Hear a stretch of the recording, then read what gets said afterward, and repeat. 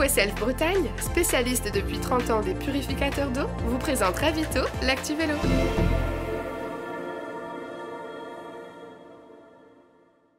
Bienvenue dans Ravito, le rendez-vous vélo du Télégramme, et bienvenue chez Thomas Vauclair, le sélectionneur national nous reçoit chez lui, ici en Vendée. Bonjour Thomas, ça va? Très bien, merci. Thomas, on rentre dans le vif du sujet d'entrée. Le 2024, c'est l'année des JO. Est-ce que c'est l'année la plus importante de ton mandat de sélectionneur de l'équipe de France? C'est surtout l'année des JO en France. C'est l'année, je ne me suis pas posé la question de savoir si c'était l'année la plus importante. Maintenant, les JO, c'est à part, mais dans le sens, c'est exceptionnel, quoi. Donc, c'est tous les 4 ans, c'est en France. Après, ça sera une course de vélo particulière. Mais ouais, c'est pas une année comme une autre pour le sélectionneur de l'équipe de France que je suis, ça c'est clair. Et quand tu penses aux objectifs de l'équipe de France pour 2024, le premier truc à quoi tu penses, c'est les JO? Je ne peux pas penser que aux JO, mais déjà chronologiquement, c'est ce qui arrive en premier, dans la foulée du Tour de France.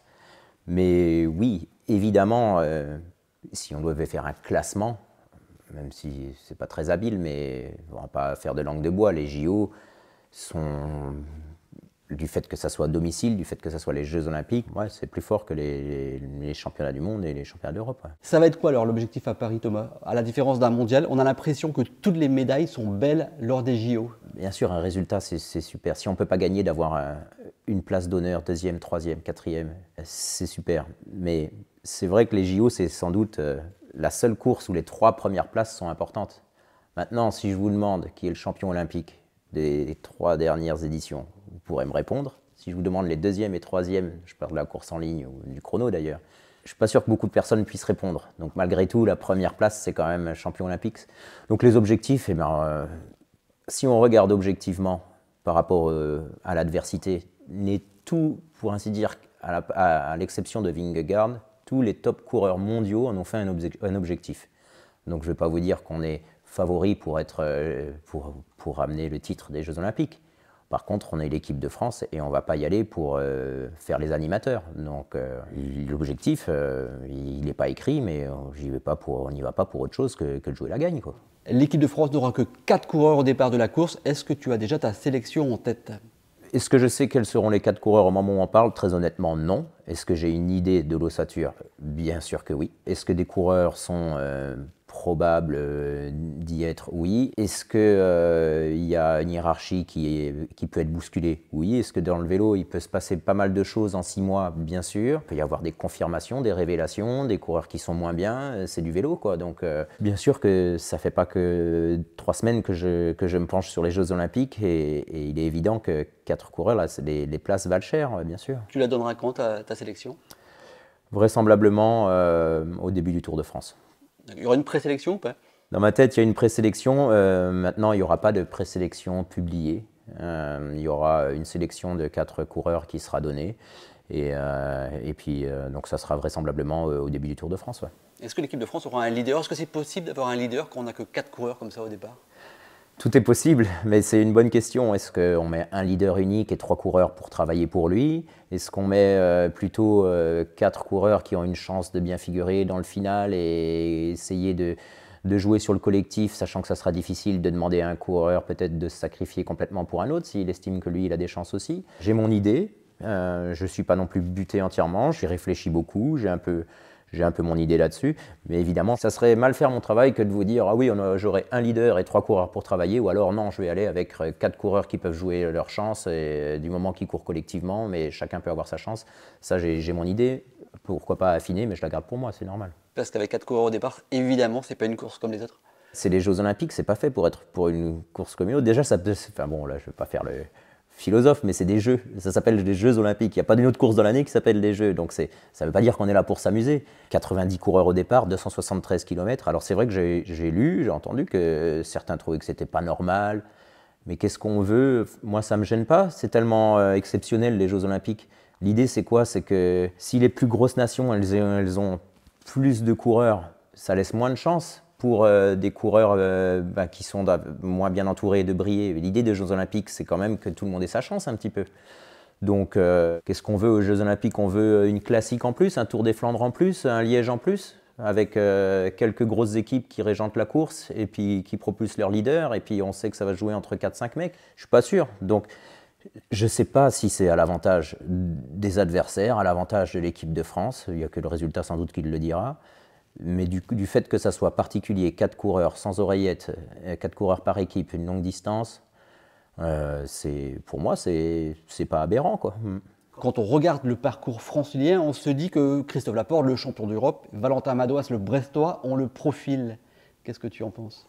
Oui, ils ont le profil. Valentin Madouas, Christophe Laporte, c'est des coureurs qui sont les piliers du cyclisme français, mondial également. Le parcours semble convenir à leurs caractéristiques. Maintenant, c'est pas parce qu'on coche les cases qu'on y est.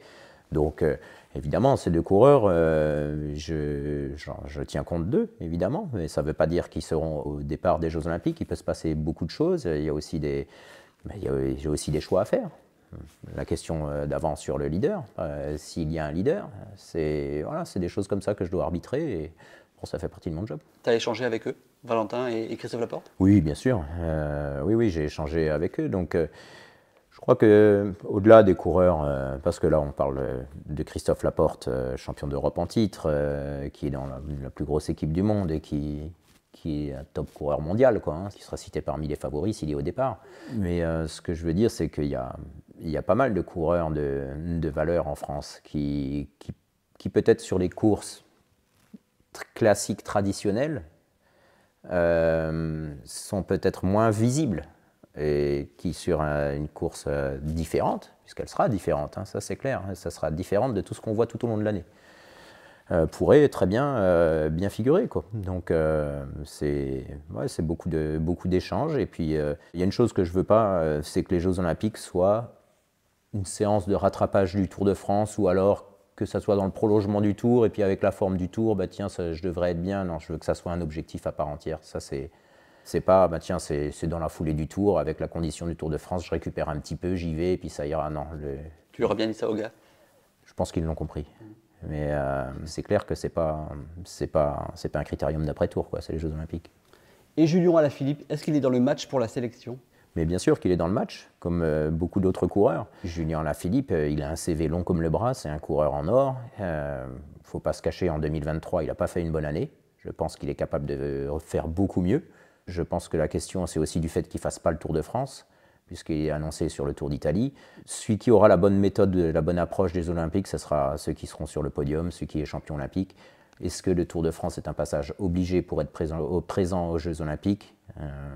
Pour moi, c'est un peu du cas par cas. Il n'y a pas une règle qui est valable pour tout le monde. C'est comme un peu, on disait, la meilleure préparation pour un championnat du monde, c'est le Tour d'Espagne.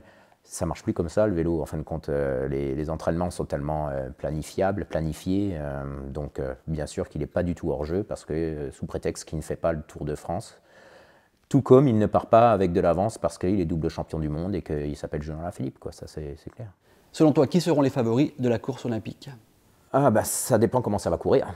La seule chose qu'on peut dire, c'est qu'il n'est pas pour les purs grimpeurs. Mais aujourd'hui, les purs grimpeurs, comme si on cite Tadej Pogacar, il ne sait pas faire que grimper. Maintenant, c'est vrai qu'un coureur comme Guillaume Martin ou David Gaudu, pour citer des coureurs français, ce n'est pas dans leur registre, c'est clair. Ensuite, ça va dépendre du déroulement de la course, des stratégies des adversaires, des équipes adverses, de celles de l'équipe de France aussi. Il faut avoir des capacités de résistance, bien entendu. Je pense qu'il faut savoir faire les bons choix en course. C'est peut-être le premier des critères, savoir courir juste. Il y a quand même une longue distance et les ascensions qu'il y a, le dénivelé n'est pas rédhibitoire, mais si en plus il y a de la chaleur, et puis si on a une pointe de vitesse, ça peut aider, parce que c'est pas toujours... ça finit pas un par un, quoi. Donc, bien entendu que quand vous avez des coureurs comme Van Aert, Pogacar, Van Der Poel qui annoncent que, je ne cite qu'eux, il y en a plein d'autres, mais pour les noms les plus ronflants, quoi. Evenepoel, évidemment. Si on regarde la hiérarchie du cyclisme sur l'ensemble de l'année, on est obligé de reconnaître qu'ils sont plus favoris que nous, clairement. Toi, qui courais justement, t'aurais adoré être au départ des Jeux à Paris? Ah ouais, j'aurais bien aimé. Ouais. J'y serais au jeu, mais pas sur le vélo. Mais c'est vrai que c'est ces courses où il faut savoir vraiment profiter de l'adversaire, quoi. C'est pas évident, s'économiser, mais pas trop pour pas se retrouver piégé. Et puis, il faut faire attention, parce que c'est en France. C'est les JO, il n'y a qu'à voir. Je ne suis pas persuadé qu'aux 3 dernières Olympiades, il y avait autant de coureurs français qui parlaient des JO. Donc c'est bien que les prétendants qui ont une chance peut-être d'y être ont conscience que c'est un événement à pas louper. Il ne faut pas se faire non plus, il ne faut pas se laisser griser par l'événement. Ça peut être à double tranchant hein, d'être à domicile. C'est pas aisé. Depuis ton arrivée, Thomas, à la tête de l'équipe de France en 2019, les Bleus ont décroché 4 titres et 9 médailles. Ça met aussi un peu plus de pression, ça, non? C'est vrai que j'ai un petit peu des fois l'impression que si on ne ramène pas quelque chose, c'est un échec. On ne va pas toujours ramener quelque chose, quoi. Championnat du monde à Glasgow, on n'a pas ramené de résultats. C'est Valentin, je crois, qui fait premier français. Bon, c'est le vélo, quoi. Il y a des fois où on doit faire en fonction de ce qu'on a en magasin, en termes de potentiel de coureur, de l'adversité, du parcours.